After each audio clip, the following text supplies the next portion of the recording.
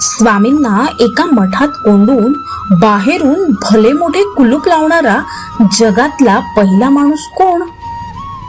आणि जेव्हा त्या मठाचे दार उघडले तेव्हा समोर काय होते?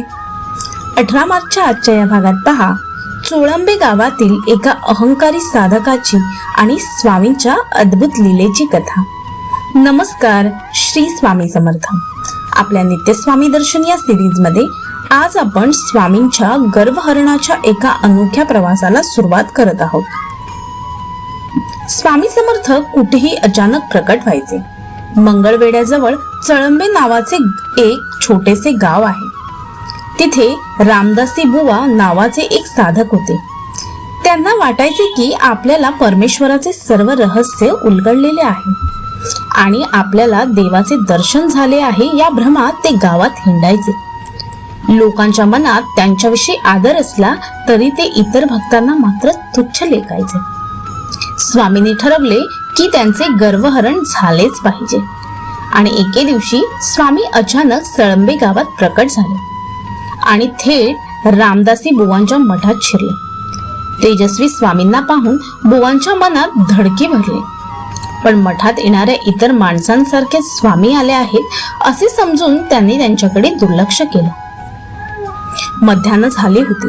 स्वामींनी मठातच थोडा वेळ विश्रांती घेण्याचे ठरवले आणि ते तिथेच पाहुणले. स्वामींना गाढ झोप लागली, पण रामदासी बुवांच्या मनात संताप वाढू लागला. स्वामी एवढ्यात उठणार नाहीत हे पाहून बुवांनी रागाच्या भरात एक विचित्र पाऊल उचलला. त्यांनी मठाला बाहेरून कडी लावली आणि भले मोठे कुलूप लावले आणि चाव्या स्वतःच्या कनवटीला लावून तिथून निघून गेले. साक्षात परमेश्वराला कोंडणारा हा विश्वातला पहिला अहंकारी माणूस असावा. नुसते व्रतवैकल्ये आणि पूजाविधी म्हणजे खरी भक्ती नाही.